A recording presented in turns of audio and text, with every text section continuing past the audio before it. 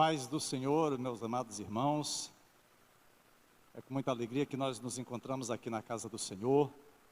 E também queremos agradecer a Deus por você que nos acompanha aí no canal, no YouTube, que o Senhor possa também conceder-lhe graça e sabedoria, em nome de Jesus Cristo. Nós estamos dando continuidade à nossa série de estudos sobre os profetas menores.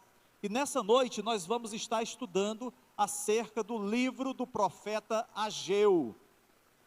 Livro do profeta Ageu. É um livro pequeno.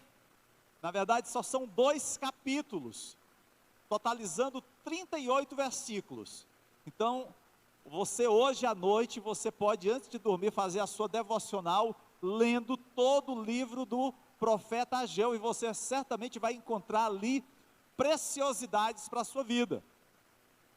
Você poderá meditar nesse livro rapidamente, pelo tamanho, mas também você vai poder se prolongar nele, porque são tantas as maravilhas, tantos os ensinos, que talvez você precise revê-lo em outras noites nas suas devocionais.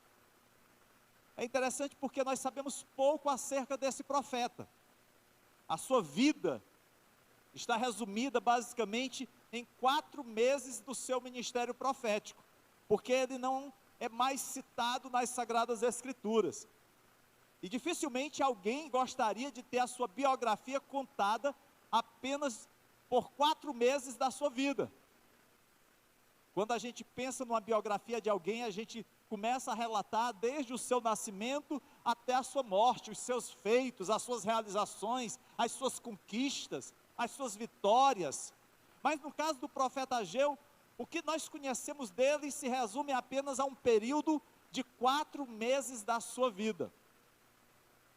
Porém, a gente percebe que o seu chamado, o chamado profético, ele foi algo que Deus o fez com um propósito, o propósito de trazer o povo de Deus de volta ao caminho da verdade, trazer o povo à reconciliação. O profeta de Deus, ele também tem esse chamado, de exortar o povo ao retorno à presença do Senhor. A gente vai ver que alguns profetas do Senhor foram levantados para corrigir, para exortar, e outros para alertar, para advertir acerca do caminhar em que aquelas pessoas se encontravam. Mas para nós entendermos a história do profeta Ageu, nós precisamos voltar um pouco no tempo. Nós precisamos nos lembrar do período em que o povo de Deus se restringia agora apenas ao reino do sul, ao reino de Judá. O reino do norte, também conhecido como reino de Israel, já havia sido conquistado e levado para o cativeiro assírio. Mas permaneciam fiéis o povo que havia se estabelecido na região mais ao sul, ali nas terras de Judá. Porém, à medida que os anos foram passando, os reis que se sucederam se afastaram dos caminhos de Deus e conduziram a nação de Judá, que nós vamos chamar de nação de Israel, que foi o que permaneceu, a se afastar dos caminhos do Senhor.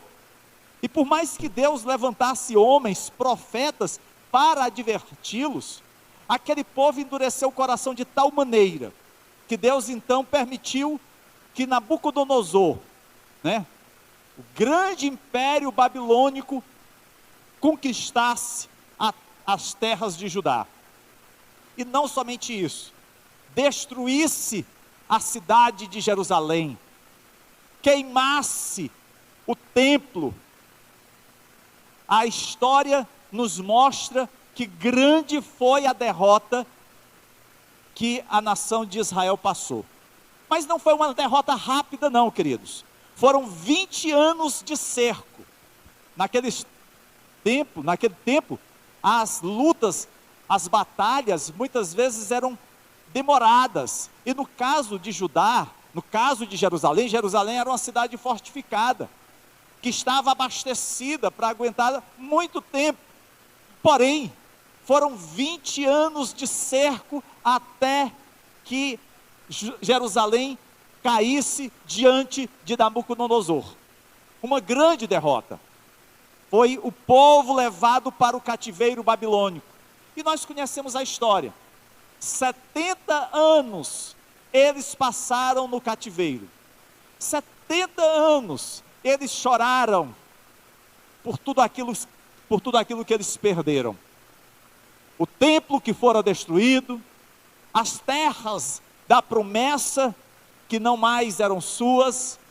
Eles choraram pela sua história de grandeza nos dias de Davi e que agora eram dias de fracasso.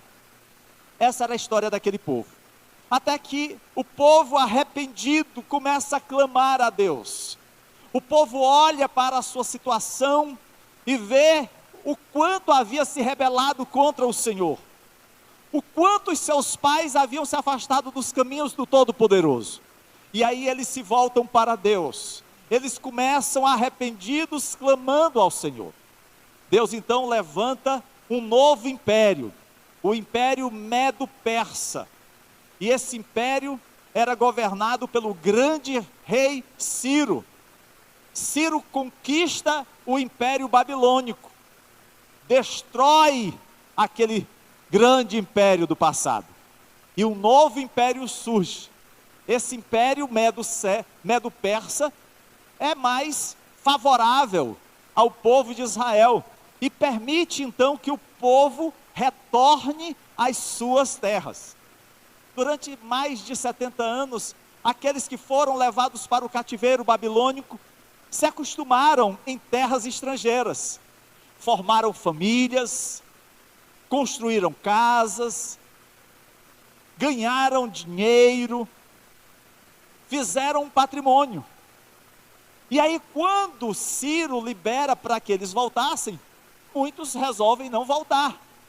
Mas um grupo volta para Jerusalém.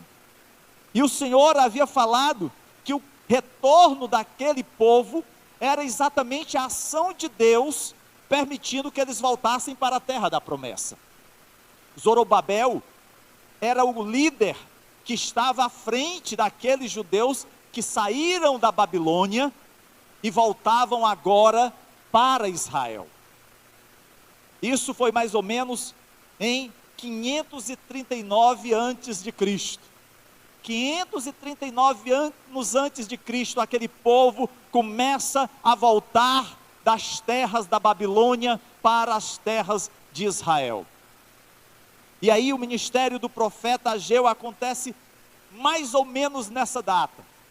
Em 520, precisamente. É interessante porque essa data, ela está registrada no seu livro, diferentemente de outros profetas, que às vezes nós não sabemos nem o período em que eles exerceram o seu ministério profético. Mas Ageu, o Senhor teve o cuidado de deixar o registro do período em que o ministério do profeta Ageu aconteceu. E isso serve para facilitar até mesmo compreender tudo aquilo que estava acontecendo nos dias do profeta Ageu. E o que nós queremos, queridos, nessa noite, é saber o que Deus falou para aquele povo e que possa ser importante para os nossos dias. Aquilo que Deus revelou ao profeta Ageu e que na verdade Ele também está nos revelando nessa noite. Como nós dissemos, são 38 versículos. Nós não teríamos como pregar em cima de 38 versículos numa noite só. Então nós vamos fazer o seguinte, nós vamos falar um pouco no primeiro capítulo, e vocês vão ver quantas maravilhas nós encontramos no primeiro capítulo, e vocês, espero, se sintam motivados a fazer a leitura do segundo capítulo e também descobrirem grandes verdades de Deus para as suas vidas. Abra então aí no primeiro capítulo e acompanhe a leitura da palavra de Deus no primeiro capítulo do profeta Ageu. Diz assim a palavra do Senhor: no primeiro dia do 6º mês do 2º ano do reinado de Dario sucedeu a Ciro, a palavra do Senhor veio por meio do profeta Ageu ao governador de Judá, Zorobabel, filho de Sealtiel, e ao sumo sacerdote Josué, filho de Jeozadaque, dizendo: assim diz o Senhor dos exércitos, este povo afirma, ainda não chegou o tempo de reconstruir a casa do Senhor. Por isso a palavra do Senhor veio novamente por meio do profeta Ageu. Acaso é tempo de vocês morarem em casas de fino acabamento, enquanto a minha casa continua destruída? Agora, assim diz o Senhor dos Exércitos: vejam aonde os seus caminhos os levaram. Vocês têm plantado muito e colhido pouco. Vocês comem, mas não se fartam. Bebem, mas não se satisfazem. Vestem-se, mas não se aquecem. Aquele que recebe salário, recebe-o para colocá-lo numa bolsa furada. Assim diz o Senhor dos Exércitos: vejam aonde os seus caminhos os levaram. Subam o monte para trazer madeira, construam um templo, para que eu me alegre e nele seja glorificado, diz o Senhor. Vocês esperavam muito, mas, para surpresa de vocês, acabou sendo pouco. E o que vocês trouxeram para casa, eu dissipei com um sopro. E por que fiz isso? Pergunta o Senhor dos Exércitos: por causa do meu templo, que ainda está destruído, enquanto cada um de vocês se ocupa com a sua própria casa. Por isso, por causa de vocês, o céu reteu o orvalho e a terra deixou de dar o seu fruto. Provoquei uma seca nos campos e nos montes, que atingiu o trigo, o vinho, o azeite e tudo mais que a terra produz, e também os homens e o gado. O trabalho das mãos de vocês foi prejudicado. Zorobabel, filho de Sealtiel, o sumo sacerdote Josué, filho de Jeozadaque, e todo o restante do povo obedeceram à voz do Senhor, o seu Deus, por causa das palavras do profeta Ageu, a quem o Senhor, o seu Deus, enviara. E o povo temeu ao Senhor. Então Ageu, o mensageiro do Senhor, trouxe esta mensagem do Senhor para o povo: eu estou com vocês, declara o Senhor. Assim o Senhor encorajou o governador de Judá, Zorobabel, filho de Sealtiel, o sumo sacerdote Josué, filho de Jeozadaque, e todo o restante do povo, de modo que eles começaram a trabalhar no templo do Senhor dos Exércitos, o seu Deus, no dia 24 do 6º mês do 2º ano do reinado de Dario. Queridos, quando nós lemos esse primeiro capítulo do profeta Ageu, nós encontramos aqui algumas coisas bem interessantes. Aqui nós vamos encontrar algumas declarações que são impactantes, na verdade, 4 declarações impactantes para a vida do povo que estava voltando do cativeiro, para a vida daqueles que estavam agora nas suas terras, para a vida daqueles que construíram as suas casas e que se esqueceram da casa do Senhor. Mas também há declarações impactantes para nós, cristãos do século 21. Se não, vejamos, a primeira declaração impactante é uma declaração surpreendente. Veja aí no versículo 2. O povo de Deus estava dizendo assim: assim diz o Senhor dos Exércitos, este povo afirma, ainda não chegou o tempo de reconstruir a casa do Senhor. Aqueles judeus, depois que voltaram do cativeiro, depois que reconstruíram as suas casas, depois que usaram um acabamento fino, de qualidade nas suas moradias, depois que eles ampliaram os seus negócios, depois que eles começaram a ganhar mais dinheiro, eles chegaram à seguinte declaração: ainda não chegou o tempo de reconstruir a casa do Senhor. A casa de Deus estava em escombros, destruída. O tempo estava passando, mas eles só olhavam para si. Eles não olhavam para aquele que era o maior símbolo da religiosidade do povo de Israel. Eles foram trazidos de volta da Babilônia. Alguns daqueles que primeiro retornaram, eles voltaram exatamente com o objetivo de reconstruir o templo. Quando Ciro permitiu o retorno de Zorobabel, junto com aqueles que estariam voltando, era com este alvo, com este objetivo, com esta meta: reconstruir o templo. O profeta Ageu está entre os primeiros que retornam a Jerusalém. Nós não sabemos a idade que Ageu tinha quando retornou.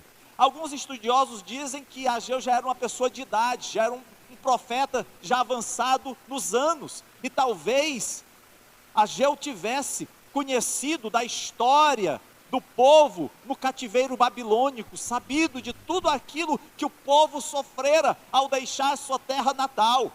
Outros estudiosos dizem que não, que Ageu era ainda muito jovem, que ele estava ali também como aqueles que retornaram, talvez a geração seguinte. O certo é que nós não temos uma informação precisa da idade de Ageu. O que nós sabemos é que ele estava entre aqueles que voltaram para Israel. Aquela obra que havia sido colocada na responsabilidade do povo estava parada. E quando a gente lê o livro de Esdras, que é contemporâneo ao profeta Ageu, a gente vai ver que havia um impasse por conta que os samaritanos não queriam que o templo fosse reconstruído.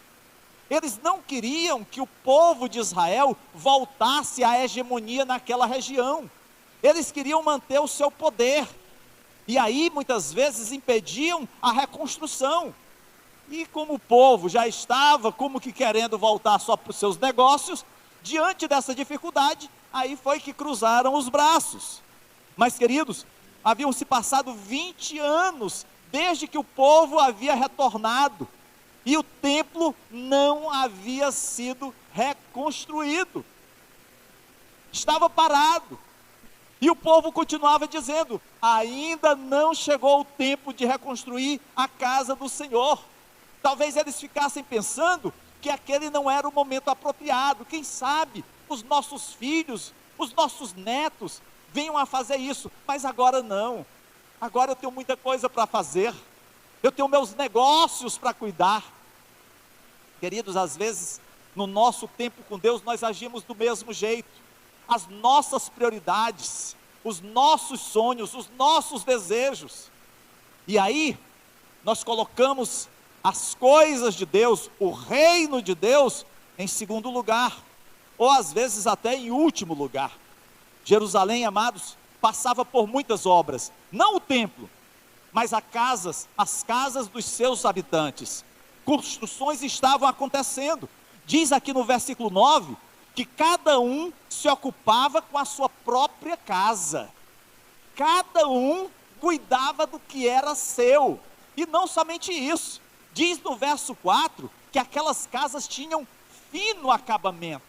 Não eram casas toscas, grosseiras, mal acabadas, não. Eles estavam fazendo tudo do melhor. Eles queriam morar bem, e não há nenhum impedimento nisso. Não há nenhuma dificuldade em você ter o melhor na sua casa, para a sua família, de jeito nenhum. Mas o problema é que eles deixaram de priorizar Deus nas suas vidas. Eles olhavam apenas para as suas próprias necessidades. Não há erro, querido, em construir a sua moradia, em ampliar a sua casa, em melhorar o seu padrão de habitação, de jeito nenhum. Deus não exige que você deixe de cuidar do que é seu, de forma nenhuma. O problema é que aquele povo se desviou das ordens que o Senhor havia dado anteriormente, que eles estavam retornando para a reconstrução do templo. Eles estavam vivendo de luxo, eles estavam morando em belas casas. Muitos se tornaram ricos, tanto na Babilônia, quanto agora, quando retornaram a Israel. E enquanto faziam o melhor para o seu deleite, enquanto faziam o melhor para o seu prazer, o templo de Deus estava em ruínas. Ele havia sido totalmente queimado. As pedras do templo de Salomão estavam todas por chão, amontoadas, e o povo vivia no luxo. E a resposta do povo é: diga a Deus que ainda não é hora. O tempo não é agora. Queridos, quantas vezes nós não tivemos já essa atitude na nossa vida? O Senhor tem nos colocado, nos confiado algo a fazer. O Senhor tem colocado um talento nas nossas mãos e simplesmente os enterramos. Simplesmente dizemos: não, Senhor, deixa eu aproveitar a minha juventude. Não, Senhor, quando eu me aposentar pode contar comigo. Não, Senhor, quando eu chegar aos 90 anos pode estar certo que eu estou lá na frente. O que é que nós temos justificado para não fazer a obra de Deus? Meus amados, isso é doloroso quando trazemos para a nossa realidade. Nós gastamos conosco, em nosso entretenimento, em nossa comodidade e até mesmo em coisas supérfluas. E isso pode até não ser errado. Isso pode até não ser errado, porém, o pecado é quando não priorizamos ao Senhor. quando deixamos de ler, de meditar na palavra de Deus, quando deixamos de orar e buscar a presença do Deus Todo-Poderoso, quando deixamos de nos congregar por qualquer justificativa, quando deixamos de ser fiéis ao Senhor e nós roubamos a Deus nas nossas contribuições, é aí que nós deixamos de priorizar o reino de Deus, porque é muito fácil dizer assim: o povo de Israel errou nessa aí, Deus tinha razão em mandar o profeta Ageu falar aquele povo de coração endurecido. Mas será que essa palavra não é para mim e para você? Será que não é isso que Deus está dizendo, a necessidade que você tem de priorizá-lo na sua vida? Essa, queridos, foi a realidade do povo de Israel. A sua justificativa era que as suas casas, que as suas comodidades, que o seu conforto eram importantes, mais do que agradar a Deus, do que obedecer a Deus. E aí, queridos, depois dessa declaração surpreendente, há uma outra declaração, uma declaração despertadora. Veja o versículo 5. Assim diz o Senhor dos Exércitos: vejam aonde os seus caminhos os levaram.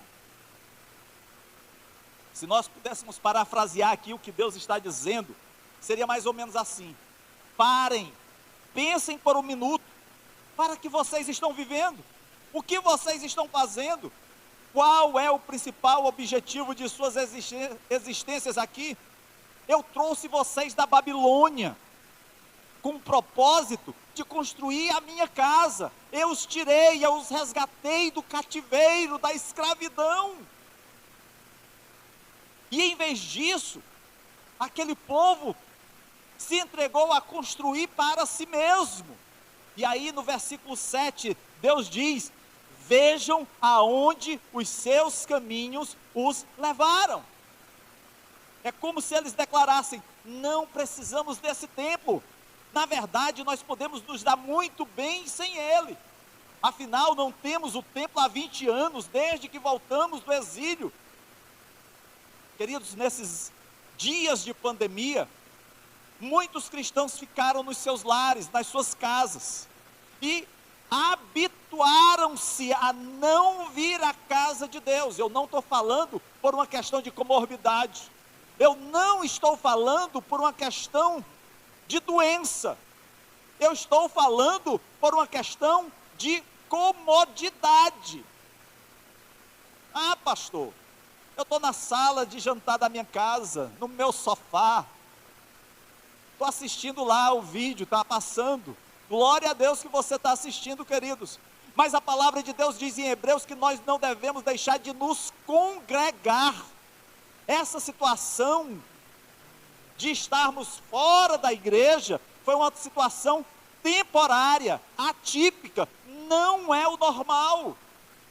Foi isso que aconteceu com o povo de Israel. Eles passaram tanto tempo no cativeiro, sem o templo, sem estar na casa do Senhor, que eles se habituaram a não estar na casa de Deus, a não viver para Deus, e precisaram que Deus levantasse o profeta Ageu para os alertar. E Deus nessa noite também faz isso através da sua palavra. Queridos, temos coisas mais importantes em que empregar nosso tempo e dinheiro. As próximas gerações precisam saber o que nós estamos fazendo nesses dias difíceis. Agora, recente eu estava conversando com o Marcelo, da necessidade de, nesse segundo semestre, nós investirmos pesado em evangelização. Nós precisamos sair dessas 4 paredes, e eu não me refiro das 4 paredes da igreja, mas das 4 paredes da nossa casa. Você está consciente que essa palavra é para você e para mim? De que Deus estava chamando você para algo? Meu amado, eu não sei quanto a você, mas eu quero dizer sim, eis-me aqui. Eu quero dizer assim: quando, Senhor, eu começo? Conte comigo. Que essa declaração despertadora nos faça tremer nas bases e nos mover em direção a Deus. Foi esse o alvo do Senhor em trazer aquela palavra ao povo de Israel. Não foi para amedrontá-los, não foi para impingir a eles medo, não. Foi para instigá-los a voltar à casa de Deus, a se envolver na obra do Senhor. É interessante que Ageu, em seguida, se refere a um princípio que opera neste mundo decaído em todos os períodos da história. Isso está relacionado, queridos, ao momento em que nós ignoramos os princípios do reino de Deus, que nos dizem que devemos buscar em primeiro lugar o reino de Deus e a sua justiça. Esse é um princípio básico que o Senhor Jesus ensina no Evangelho. E aí então nós descobrimos uma terceira declaração. Uma terceira declaração também impactante. Essa declaração, ela é assustadora. Se você passar o tempo todo buscando os seus próprios interesses, se você passar o tempo todo cultivando o seu próprio bem-estar, você vai observar, querido, que no final, isso não o vai satisfazer. Você vai continuar com aquele vazio dentro da sua alma. A insatisfação tomará conta de você. A conclusão que Ageu chega é que a economia estava em mau estado, mas isso acontecia devido à infidelidade do povo. Não entenda que Ageu está fazendo aqui apenas um prognóstico ruim do que estava por acontecer, não. Era uma constatação do que estavam vivendo aquele povo.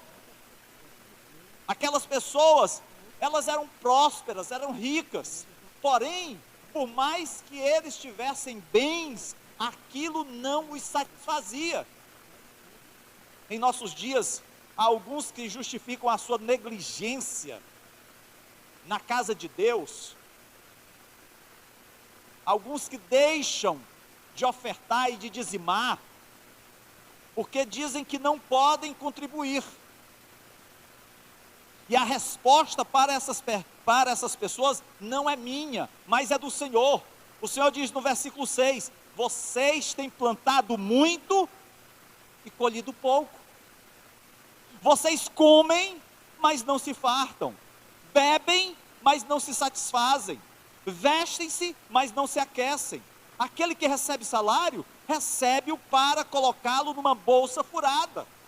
O Senhor está dizendo àquele povo, olha, vocês tinham tudo para serem prósperos, para serem ricos, mas por mais que vocês produzam, por mais que vocês se esforcem, por mais que vocês trabalhem, vocês não crescem, vocês não avançam.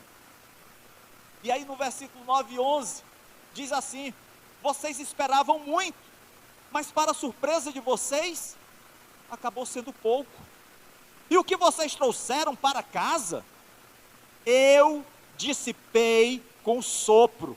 O Senhor declara que o fracasso, que a derrota daquele povo, não foi simplesmente porque houve uma pandemia, não foi simplesmente por conta da violência exagerada, não foi simplesmente porque houve uma seca e falta de água. Não, foi Deus. Ele diz assim claramente, fui eu que dissipei com um sopro. Por isso, por causa de vocês. E aí ele vai dizer que a causa não foi simplesmente porque Deus é mau, não. Não é porque Deus era alguém que estava assim raivoso, não. Ele diz aí, por causa de vocês.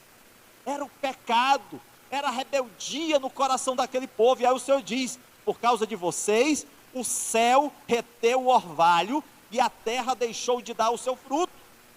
Provoquei, é o Senhor dizendo, eu provoquei uma seca nos campos e nos montes, que atingiu o trigo, o vinho, o azeite e tudo mais que a terra produz, e também os homens e o gado. O trabalho das mãos de vocês foi prejudicado.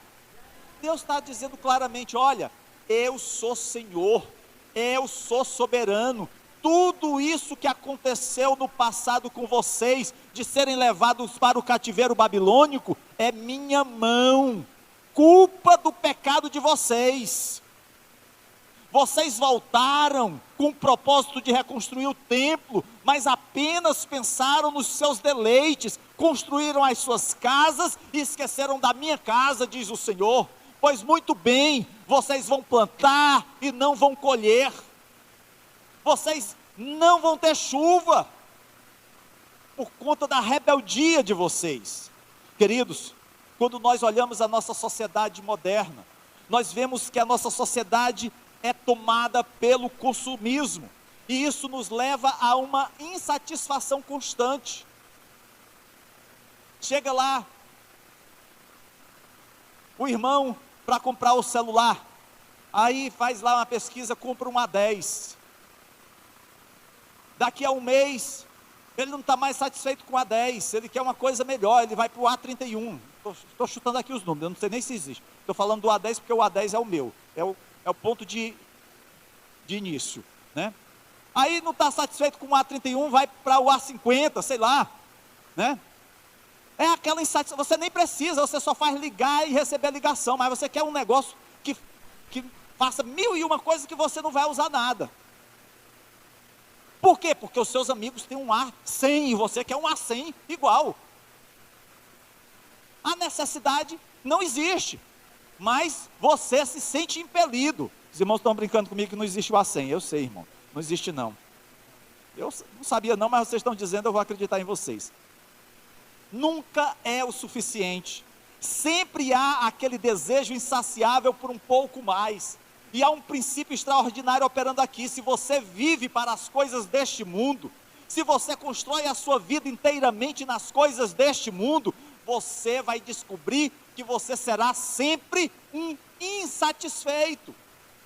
Você descobrirá o que aquelas pessoas em Jerusalém descobriram, que Satanás vai sempre nos acenar com coisas para serem adquiridas, para serem consumidas, bens a serem alcançados, e quanto mais você tiver, mais você vai querer, nunca ficará satisfeito, e nunca conhecerá aquela paz que excede todo o entendimento, porque o mundo não vai poder te dar essa paz, somente Jesus.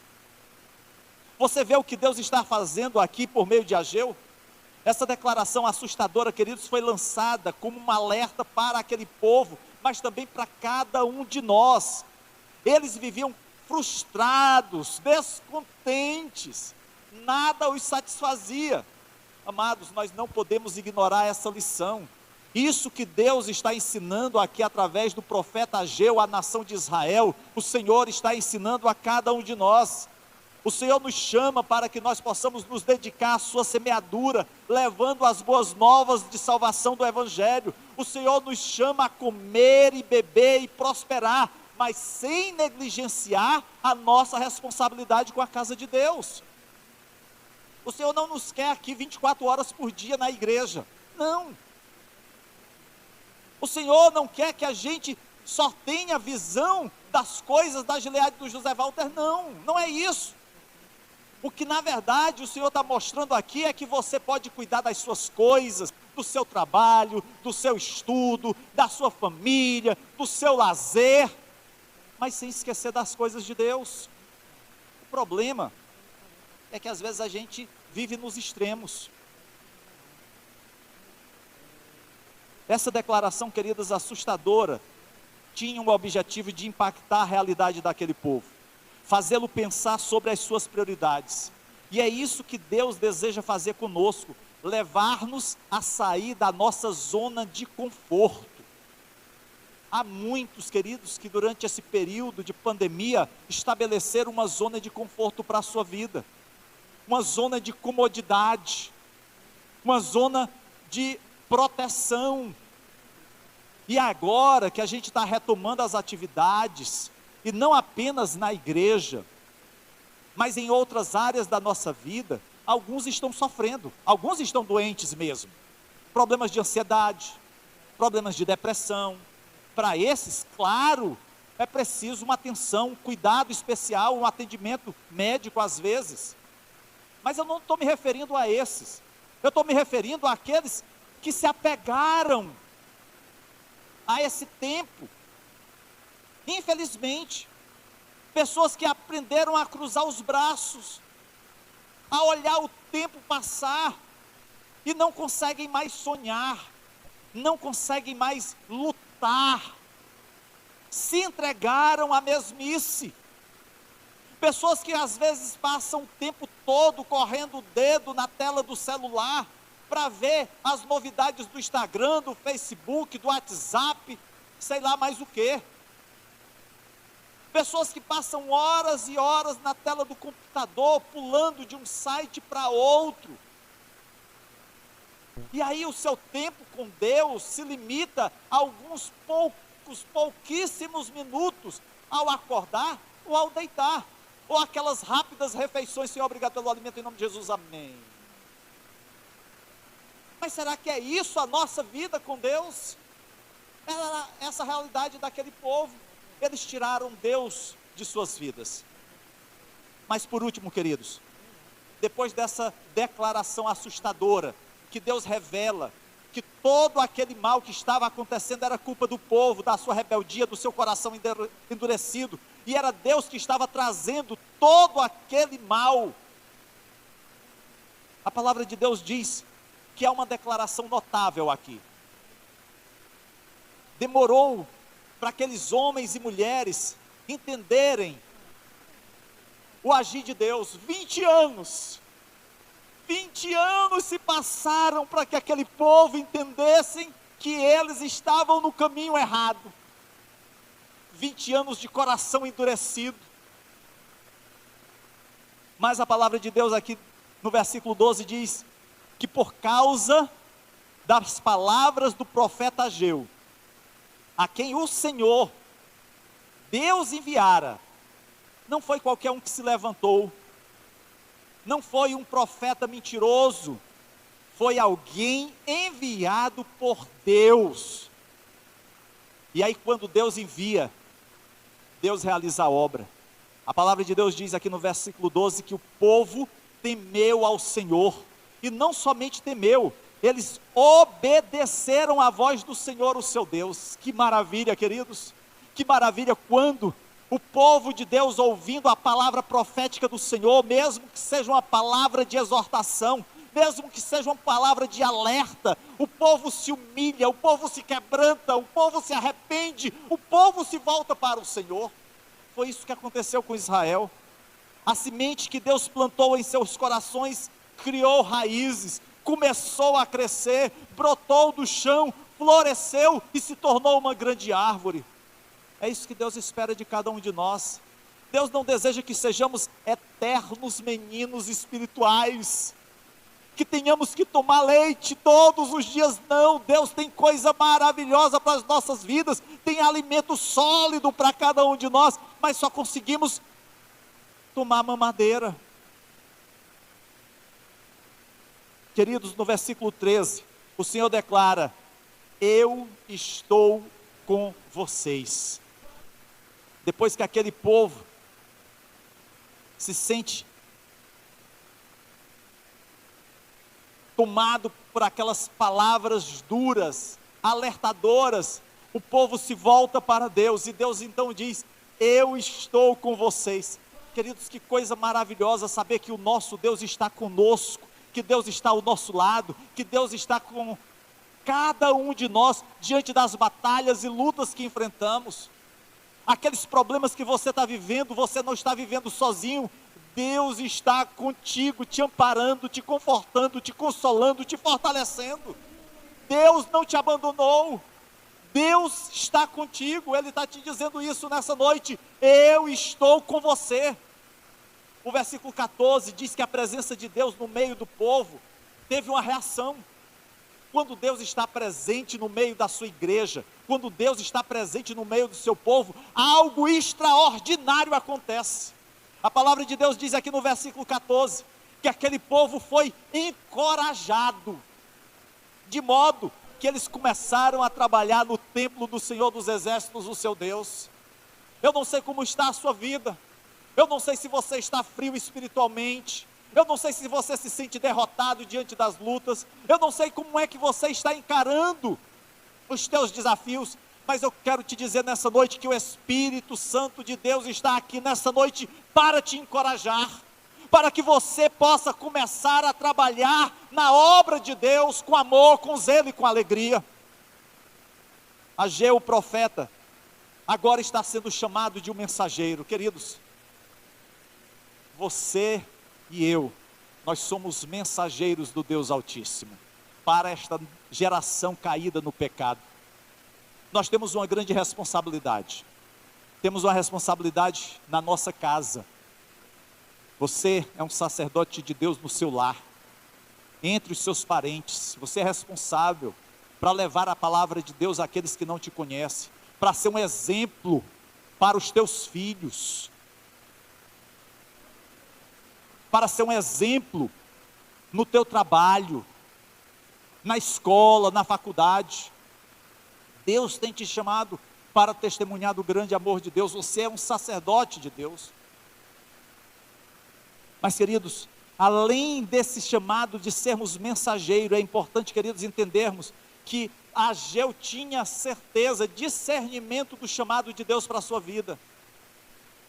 Ele, quando vai para a obra que Deus o chamara, ele sabia que o chamado era do Senhor. E eu quero te dizer nessa noite, que o Senhor te chamou, te escolheu. Você nem eu somos, nem éramos merecedores de nada, mas Ele na sua graça nos alcançou com o seu amor, com o seu perdão. E como nós temos vivido esse evangelho? Deus estava falando com eles, Deus os havia repreendido, Deus os havia castigado, Deus os havia exortado, mas agora Deus está com eles, porque eles estavam clamando a misericórdia do Senhor. Próximo domingo, dia 4 de julho, é culto de ceia do Senhor. Eu sei que algumas pessoas podem ficar atemorizadas, porque acreditam que não estão preparadas para participar da ceia do Senhor, porque estão em pecado.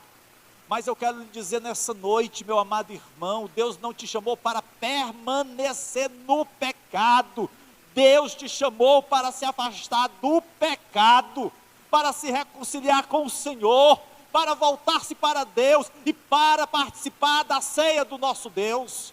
Não foi para ficar de fora. Você não foi chamado para ficar fora do arraial. Você não foi chamado para ser um samaritano fora de Jerusalém, não. Deus te chamou para você estar na casa do Senhor, para reconstruir a tua vida, o teu lar, a igreja, segundo a vontade de Deus. Uma grande transformação ocorreu, queridos.